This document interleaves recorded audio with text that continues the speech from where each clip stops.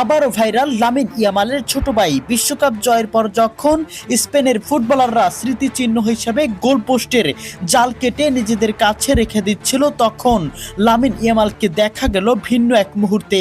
তিনি ট্রফি উদযাপন আর সতীর্থদের সঙ্গে আনন্দ মেতে থাকলেও তার ছোট ভাই কেইন যেন নিজের দায়িত্ব নিজেই বুঝে নিয়েছিল।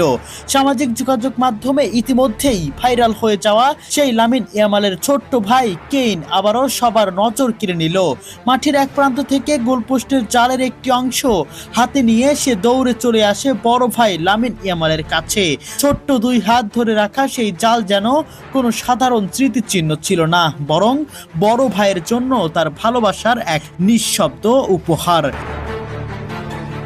ইয়ামালের ছোট ভাইয়ের এই মিষ্টি মুহূর্তটি দেখে লামিনেও হাসি মুখে তাকে বুকে টেনে নেন। বিশ্বকাপ জয়ের উচ্ছ্বাসের মাঝেও দুই ভাইয়ের এই আবেগঘন দৃশ্য ভক্তদের হৃদয় ছুঁয়ে গেছে। পুরো টুর্নামেন্ট জুড়ে লামিন ইয়ামালের ছোট ভাইয়ের উপস্থিতি আলোচনায় ছিল, আর ফাইনালের পর এই মুহূর্তটি যেন সেই ভালোবাসার গল্পকে আরো সুন্দরভাবে ফুটিয়ে তুলল।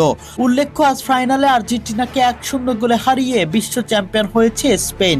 লামিন ইয়ামাল, দানি অলমোদের দুর্দান্ত পারফরমেন্সের পর বিশ্বকাপের ওই সোনালি ট্রফিটা ছুঁয়ে দেখা হয়নি লিওনেল মেসিদের। তবে সেই কাজটি করতে পেরেছে 19 বছর বয়সের wonder boy Lamine Yamal, Nico উইলিয়ামসরা। বিশ্বকাপের অধরা ট্রফিটা ধরাই দিল স্পেনের কাছে।